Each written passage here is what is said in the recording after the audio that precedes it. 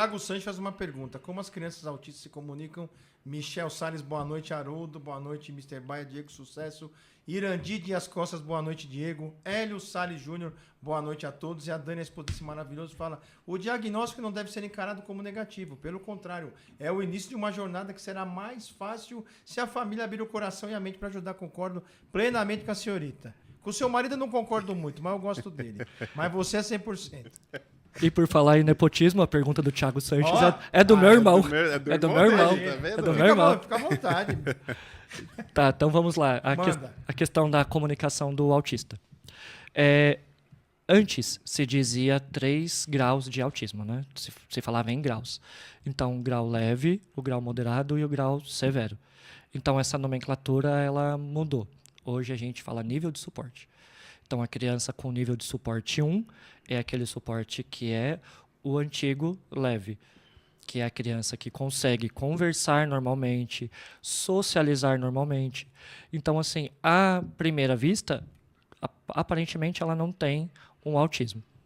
Já o grau de suporte 2, que é o antigo grau 2, né? Que é hoje é o suporte 2. O suporte 2, a criança ela tem algumas dificuldades na fala, dificuldades motoras. Então, é aquela criança que com 4, 5 anos de idade não fala ainda, ou que fala errado, ou que fala muito infantilizado.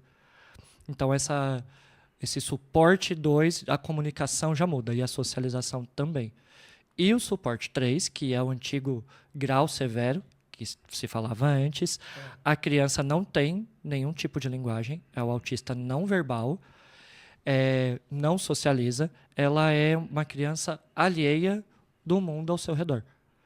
Então, assim, para os pais que estão ouvindo agora, isso que eu vou falar é um pouquinho pesado, mas assim, a criança ela não sabe nem que ela é ela.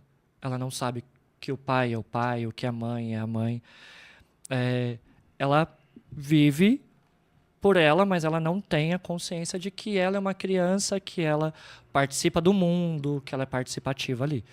Mas que, com terapia, isso é importante para vocês que estão em casa e vocês têm filho autista.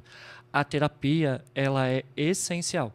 Terapia com fonoaudiólogo, terapia com psicólogo, terapia ABA, é ótimo, que é uma terapia comportamental para trabalhar com essas crianças, porque o autismo, ele não tem cura. Não tem cura. Mas com terapias e com a medicação, caso o neuropediatra ele passe essa medicação para essa criança, esse nível de suporte ele é transitável. Então, uma criança que é suporte 3 pode ir para suporte 2, um suporte 2 pode ir para um suporte 1. Isso por conta do incentivo familiar, estímulo em casa, ajuda das terapias.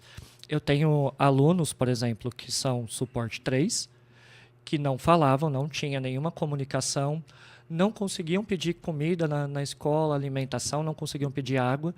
E com o suporte de terapia de fonoaudiólogo, já consegue pedir comida, consegue pedir para ir no banheiro. Uma mãe falou para mim que ela chorou porque o filho que não falava chamou ela de mãe pela primeira vez. Então, assim, as terapias nesse quesito, Haroldo, elas são muito importantes.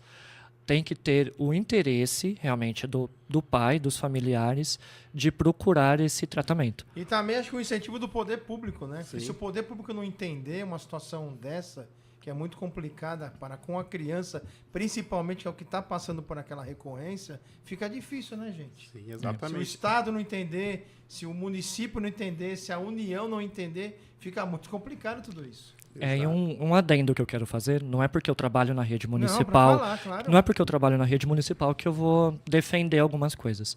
Por exemplo, no município de Mauá, a gente tem o SER 4, que é o Centro de Referência da Pessoa com Deficiência.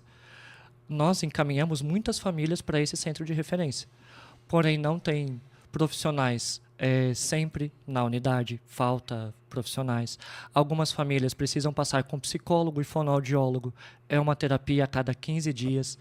Então, assim, precisa assim, de um aumento desse quadro de funcionários, de profissionais, para dar suporte para essas famílias. Famílias que, por mais que seja um encaminhamento para o SUS que a gente dá, a escola que eu trabalho, Haroldo, ela é uma escola de periferia. Então, assim, as pessoas... muitas das famílias ali não têm condição de um convênio, de um plano de saúde.